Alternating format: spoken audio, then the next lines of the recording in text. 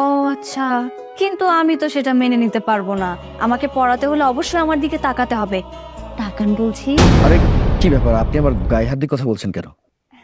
কেন, গায়ে হাত দিলে প্রবলেম বুঝি? আরে কি ব্যাপার হুজুর, আপনি এমন কেন করছেন? আমার দিকে তাকান। বলছেন? মা, মা, বাবা, বাঁচাও আমাকে। আরে মা, আস্তাগফিরুল্লাহ আস্তাগফিরুল্লাহ।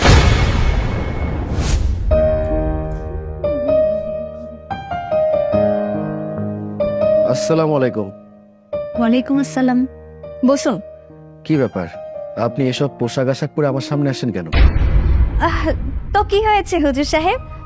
আমি তো এসব ড্রেস আপই সবসময় পরি। আপনার কোনো সমস্যা? হ্যাঁ, সমস্যা তো আছেই, কারণ আমি ধর্মের পথে চলা মানুষ। আমার চোখে এসব পোশাক আশাক অবশ্যই খারাপ। আপনি দয়া করে এসব পোশাক পরিবর্তন করে হিজাব কিংবা বোরখা পরে চলে আসুন। দেখুন, এভাবে ওইদিকে মুখ ফিরিয়ে থাকবেন না। আমি কিন্তু এতটা অসুন্দর না যে আমার দিকে না তাকিয়ে আপনি ওইদিকে মুখ ফিরিয়ে থাকবেন। আর কি সব বললেন, ওই হিজাব টিজাব এসব আমি পড়তে টরতে পারবো না। আমি যা পরে আছি আমি এটা পরেই আপনার কাছে আরবি পড়বো। আপনার যদি মনে হয় যে আপনি আমাকে পড়াবেন না, তাহলে সেটা আপনার ব্যাপার। শুনুন, আপনার বাবা আমাকে আরবি শেখানোর জন্য নিয়ে আসছে, তো আমি একজন ইসলামিক পথে চলা মানুষ। আমার চোখের সামনে একটা ভুল হবে, সেটা তো আমি মেনে নিতে পারি না। আমি আপনাকে যা যা বলেছি সেটা অক্ষরে অক্ষরে পালন করুন। যান, পোশাকটা পরিবর্তন করে আসুন। কি হলো, এখনো দাঁড়িয়ে আছেন কেন? যান। যাচ্ছি।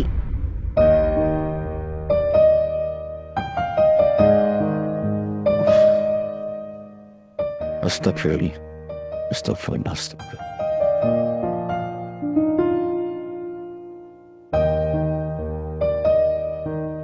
হুজুর, এবার দেখুন তো সবকিছু ঠিকঠাক আছে কিনা। মাশাআল্লাহ, সবকিছু ঠিক আছে। হুজুরের বাচ্চা হুজুর, তুই আমাদের বাড়িতে এসে আমার উপরে হুকুমদারি করছিস, আমাকে জোর করে হিজাব পরালি। এবার দেখ তোর সাথে আমি কি কি করি। হুজুর, এখন ওভাবে মুখ ফিরিয়ে থাকবেন? আমার দিকে তাকান। আমার দিকে যদি নাই তাকান তাহলে আমাকে কিভাবে পড়াবেন শুনি? আপনার দিকে তাকানোর কিছু নেই, আপনি আমার কাছে পরনারী।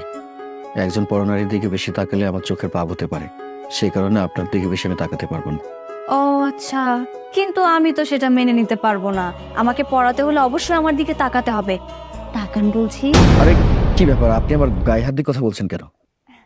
কেন, গায়ে হাত দিলে প্রবলেম বুঝি? আরে কি ব্যাপার হুজুর, আপনি এমন কেন করছেন? আমার দিকে তাকান। আরে আরে তাকান না হুজুর, তাকান বলছি। আরে আমার দিকে না তাকালে পড়াবেন কি করে? তাকুন স্যার। মা, মা, বাবা, বাঁচাও আমাকে। আরে মা, আস্তাগফিরুল্লাহ আস্তাগফিরুল্লাহ। এটা আমি কি দেখতেছি? আপনার এই বাড়িতে রাখছি আমার মেয়েটারে পড়ানোর জন্য, আর আপনি কি না আমার মেয়ের ইজ্জতের উপর হাত দিচ্ছেন? সি সি সি হুজুর, আপনার মতন হুজুর যদি বাড়িতে থাকে তাহলে কোনো মেয়ে মানুষের শান্তি মতো থাকতে পারবো না। বিশেষ একদম কথা বলবি না তুই।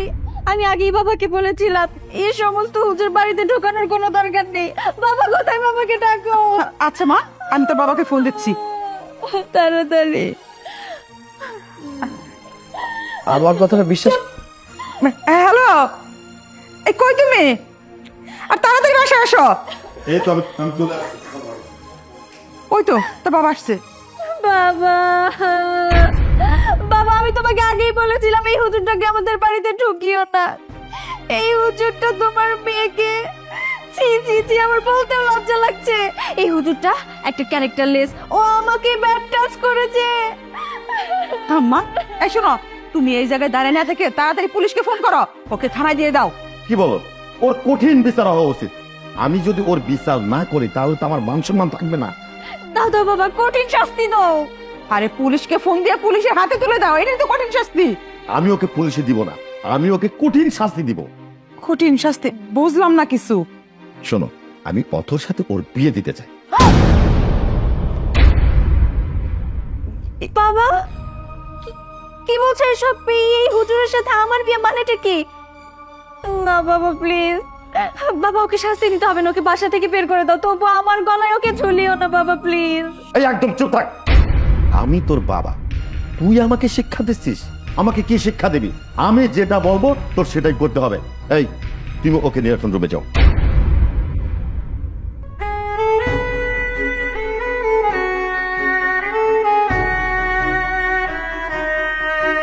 বাবা সাগর, আমি তোমার বিষয়ে জেনে বুঝেই কিন্তু আমি তোমাকে আমার বাড়িতে নিয়ে এসেছি। ও বাবা, আমি তোমাকে অনেকদিন ধরে চিনি, জানি, তোমার বিষয়ে আর আমার কোনো জানার কিছু নাই। তা আমার মেয়ের জন্য বাবা, আমি তোমাকে মনে মনে পছন্দ করছি। আমি চাই তুমি আমার মেয়েকে বিয়ে করো। দেখো বাবা, আমার মেয়েটা কিভাবে উশৃঙ্খলভাবে চলাচল করে, এর জন্য আমি অনেক কষ্ট করেছি, অনেক যতক্ষণ গেছে আমার উপর দিয়ে, আমি মানুষ করতে পারিনি। আমি চাই বাবা, তুমি আমার মেয়েকে বিয়ে করে আমার এই মনের আশাটা পূরণ করো, যাতে আমার মেয়ে ইসলামের দিকে আসতে পারে, 5 ওয়াক্ত নামাজ পড়তে পারে, সুইসালামাতে চলতে পারে। এটা তুমি বাবা করো, আমার অনুরোধ। আমি আমার জায়গা থেকে সর্বোচ্চ চেষ্টা করব। আল্লাহ যদি চান, আল্লাহ যদি আপনার মেয়েকে হেদায়েত দান করেন, তাহলে অবশ্যই আপনার মেয়ে 5 ওয়াক্ত নামাজ আদায় করবেন, দিনের পথে চলবেন। আর আল্লাহ যদি আপনার মেয়েকে হেদায়েত দান না করে, তাহলে তো সেটা কখনোই সম্ভব না, হয়তোবা আগের মতোই থাকবে। বাকিটা আল্লাহ ভরসা। আমি আমার জায়গা থেকে চেষ্টা করে ত্রুটি রাখবো না। আপনি শুধু আমাদের জন্য দোয়া করবেন। অবশ্যই বাবা, আমি তোমাদের জন্য দোয়া করি, তোমরা মানুষের মতো মানুষ হও।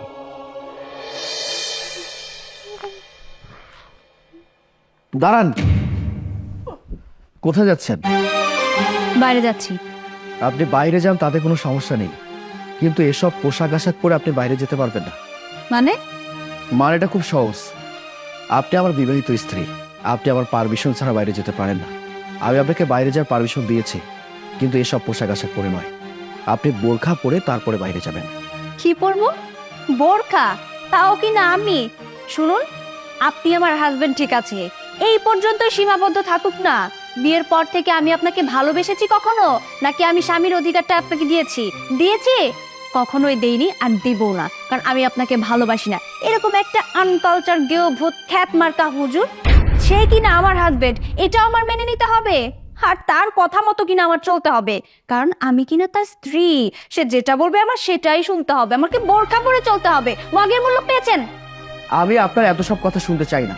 বিয়ের আগে আপনি আপনার ইচ্ছে স্বাধীনতা মতো চলেছেন, কিন্তু বিয়ের পরে আপনি আমার কথা মতো চলবেন, ঠিক আছে? আমি এতক্ষণ আপনাকে যা যা বলেছি সেগুলো অক্ষরে অক্ষরে পালন করবেন। বললাম তো শুনতে পারবো না। আমি আমার ইচ্ছা মতো চলবো। আমি আমার বাবার কথা রাখার জন্য আপনাকে বিয়ে করেছি, কিন্তু তাই বলে এই নয় যে আমি আমার ইচ্ছা স্বাধীনতা বেঁচে খেয়েছি। আমি আমার মন মতো চলবো, এটাই আমার শেষ কথা। কথাটা যেন মনে থাকে।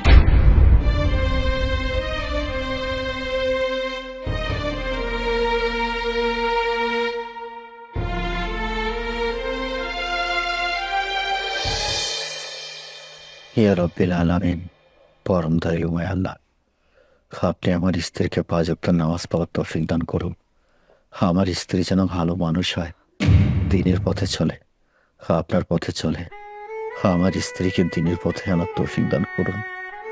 আমার স্ত্রীকে ইসলামের পথে আনার তৌফিক দান করুন। আমার স্ত্রীকে আপনার পথে আনার তৌফিক দান করুন। আমি আমার জায়গা থেকে সর্বোচ্চ চেষ্টা করছি, আপনি আমাকে সাহস দিন। আমি আমার শ্বশুরকে কথা দিয়েছিলাম, আমি আমার জায়গা থেকে সর্বোচ্চ চেষ্টা করব। আল্লাহ, আমার স্ত্রীকে ক্ষমা করে দিন, তাকে দিনের পথে আনার তৌফিক দান করে দিন। আমার দোয়া কবুল করুন। আমি এই মানুষটা আমাকে এত ভালোবাসে, আমাকে ভালো করার জন্য, আমাকে দিনের পথে আনার জন্য আল্লাহর কাছে কান্নাকাটি করছে। আর আমি কিনা এই মানুষটার সাথে দিনের পর দিন খারাপ ব্যবহার করছি। না না, এখনো সময় আছে, আমার ভালো হয়ে যাওয়া উচিত। আমি ভালো হয়ে যাব।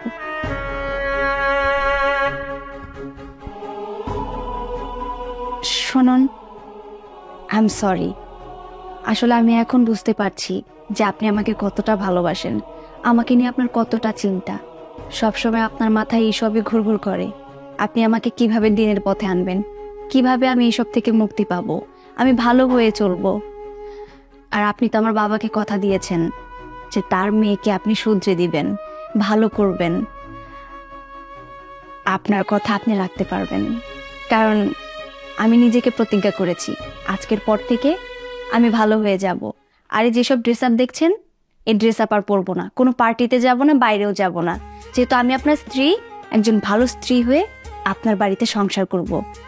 আর হ্যাঁ, শুধু তাই না, আজকের পর থেকে আমি 5 ওয়াক্ত নামাজ পড়বো আর ইসলামের পথে চলবো।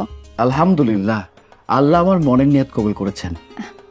শুধু আজকের পর থেকে আপনি আমার পাশে থাকবেন। ইনশাল্লাহ।